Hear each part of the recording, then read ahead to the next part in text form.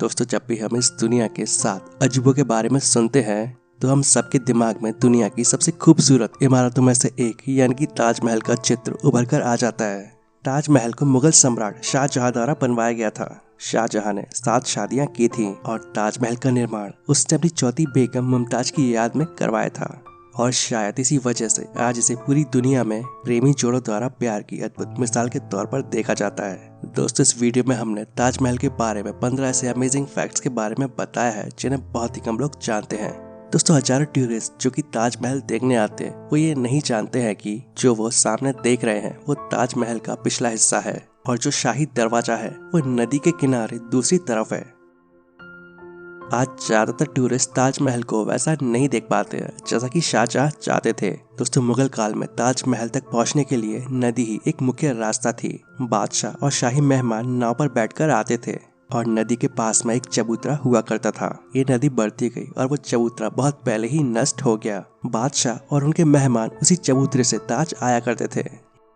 दोस्तों, ऐसा माना जाता है कि शाहजहां ने ताजमहल बनाने वाले मजदूरों के हाथ कटवा दिए थे, लेकिन ये बात एक अफवाह जैसी लगती है। ऐसा इसलिए क्योंकि इस बात का कोई सबूत मौजूद नहीं है। बहुत से इतिहासकारों का मानना है कि शाहजहां ने मजदूरों और कारीगरों को जिंदगी भर की पगार देकर उनसे एक करारनामा लिखवाया था कि वो ऐसी दूसरी कोई भी इमारत नहीं बनाएंगे। आप सभी ने ताजमहल की 4 मीनारें तो जरूर देखी होंगी।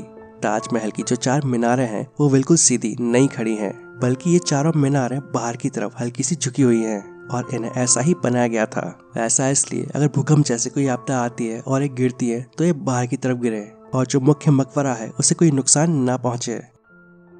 वैसे ये बात तो आप सभी जानते ही होंगे कि कुतुब मीनार भारत की सबसे ऊंची मीनार है, लेकिन शायद आपको ये बात जानकर हैरानी हो कि ताजमहल की ऊंचाई कुतुब मीनार से भी ज्यादा है। जो कुतुब मीनार है उसकी ऊंचाई 72.8 मीटर है, जबकि ताजमहल की ऊंचाई 73 मीटर है।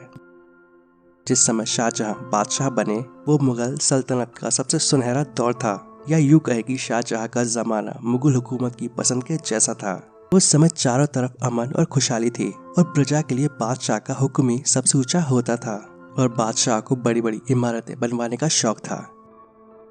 ताजमहल यमुना नदी के पास बना है और अगर यमुना नदी ना होती तो शायद आज ताजमहल का अस्तित्व भी ना होता। ऐसा इसलिए क्योंकि ताजमहल का आधार एक ऐसी लकड़ी पर बना हुआ है जिसे मजबूत बने रहने के लिए नमी की जरूरत पड़ती है, और अगर ताजमहल के पास से यमुना नदी ना बह रही होती तो ये लकड़ी भी मजबूत नहीं होती। आपको बता दूं कि ये लकड़ी नदी के पानी से नमी सोखती है और मजबूत बनी रहती है, और अगर यमुना नदी ना होती तो शायद ताजमहल अब तक गिर गया होता। आपको ये बात जानकर हैरानी होगी कि ताजमहल में लगे सभी फुब्बारे एक साथ काम करते हैं।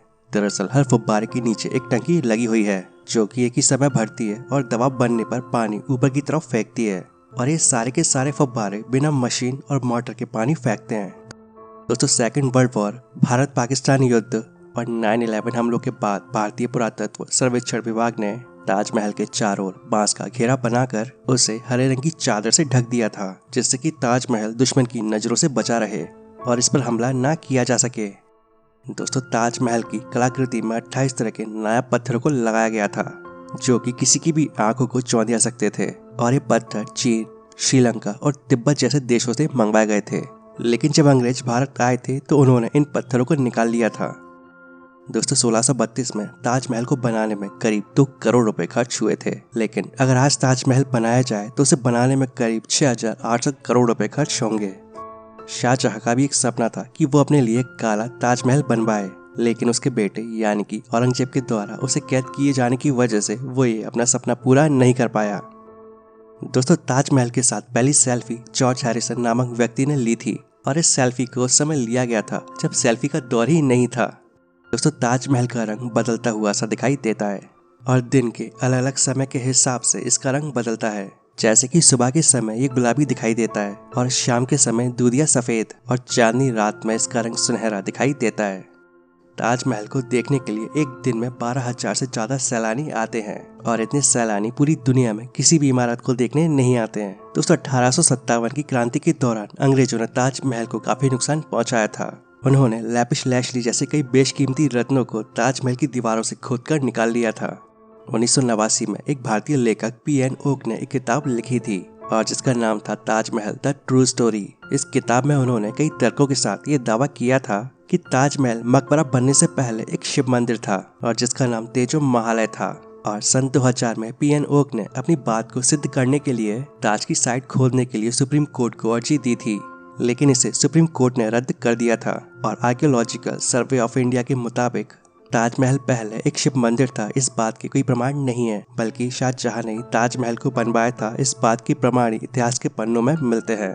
दोस्तों, कई देशों में ताजमहल की नकल पर बनी इमारतें मौजूद हैं, जैसे कि चीन, बांग्लादेश और कोलंबिया में। और ऐसी ही एक इमारत भारत में भी मौजूद है, बीबी का मकबरा, जो कि महाराष्ट्र के औरंगाबाद में है, जिसे मुगल बादशाह आजम शाह ने अपनी मां दिलरस बानो बेगम की याद में 17वीं सदी के आखिरी में बनवाया था और इसे ताजमहल की तर्ज पर ही बनवाया गया था। और इसका गुंबद ताजमहल के गुंबद से छोटा है और इसका सिर्फ गुंबद ही संगमरमर का बना है और बाकी का निर्माण प्लास्टर से किया गया है। तो दोस्तों, आज के वीडियो में बस इतना ही। उम्मीद करता हूँ आप सभी को ताजमहल से जुड़ी ये जानकारी पसंद आई होगी।